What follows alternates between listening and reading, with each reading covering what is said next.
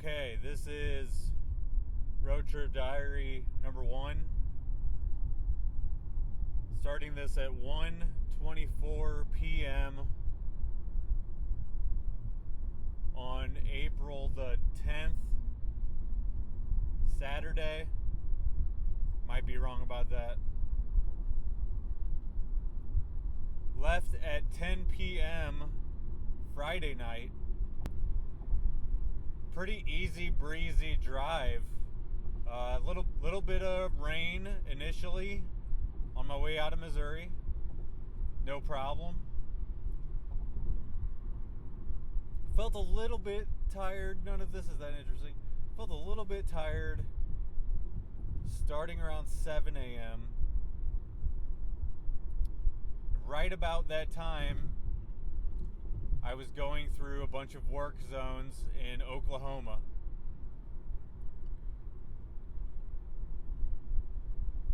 I picked up a screw, and it literally screwed me for about 3 hours. I was pulled over at an Exxon in a town that starts with a C. I have it written down somewhere.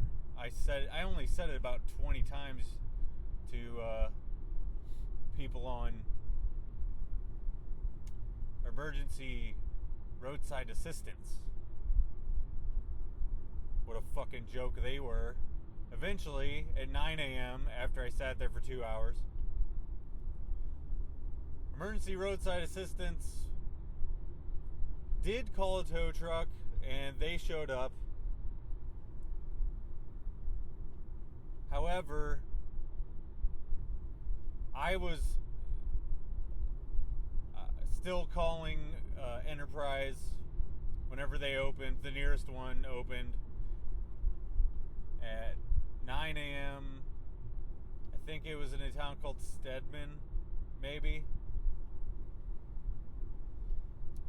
He told me roadside assistance is full of shit, that I did not need to take the car somewhere else and get a new car. He didn't even have a car for me. So plans changed quickly. He gave me the name of a shop that was directly next to his Enterprise. Took it there, in and out in about 45 minutes. All told, 3 hours of time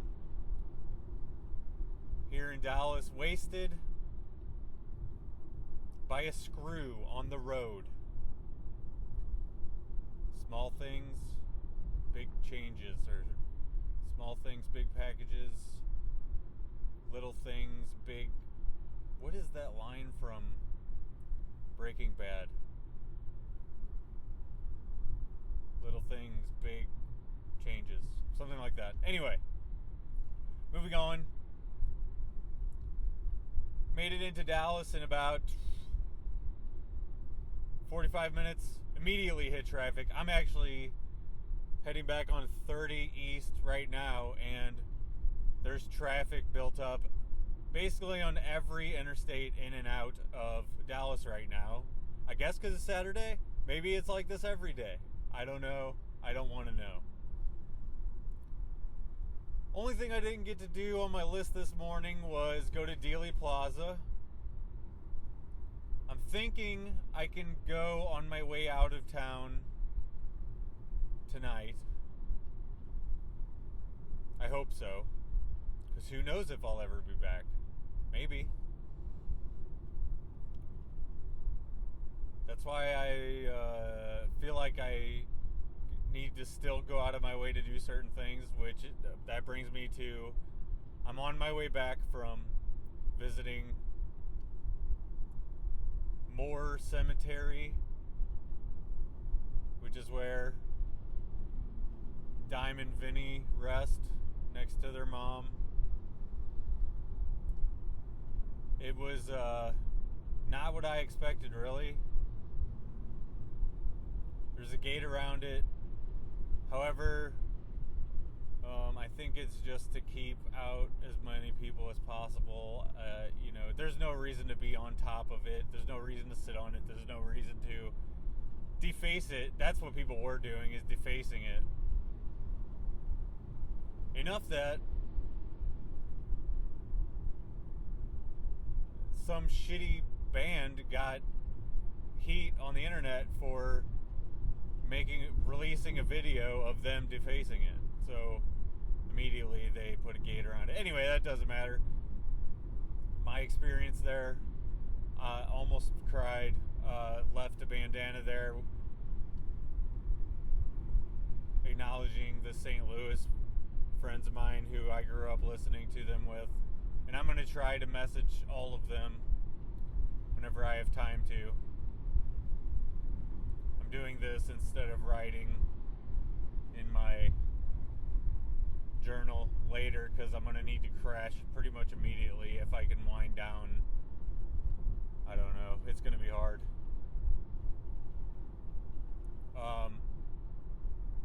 It's just a really... I sat in a lot of traffic in order to still go out there this morning. I felt it was my duty, not my duty, but I felt I should honor them. If that's the only thing I get to do in Dallas, then so be it. That's what it is. About 17 minutes from reaching my inn for the evening, Inn of Rockwell. Right on time for 2 o'clock check-in. It's kind of a miracle, small miracle in itself, that I'm not... I thought I was going to be sleeping in this car that I'm sitting in right now. I thought I was going to be sleeping in this car for most of the day, just sitting there. And it turns out that did not happen. I got to go and honor Dime and Vinny, 2 musicians I only got to see play once, which is fucking awful, and just a weird, cruel, cosmic joke played on me by whatever it is that is around us. I'm going to wrap this up so I can concentrate on getting to my hotel safely.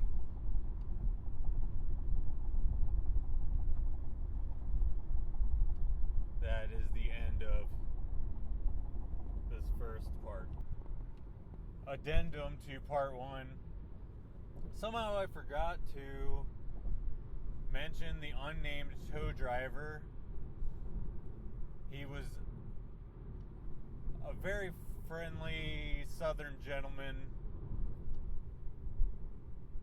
We got along better than I thought that we would. We talked about my first car being a Bronco 2. He talked all about all kinds of trucks and stuff that he drives and drove.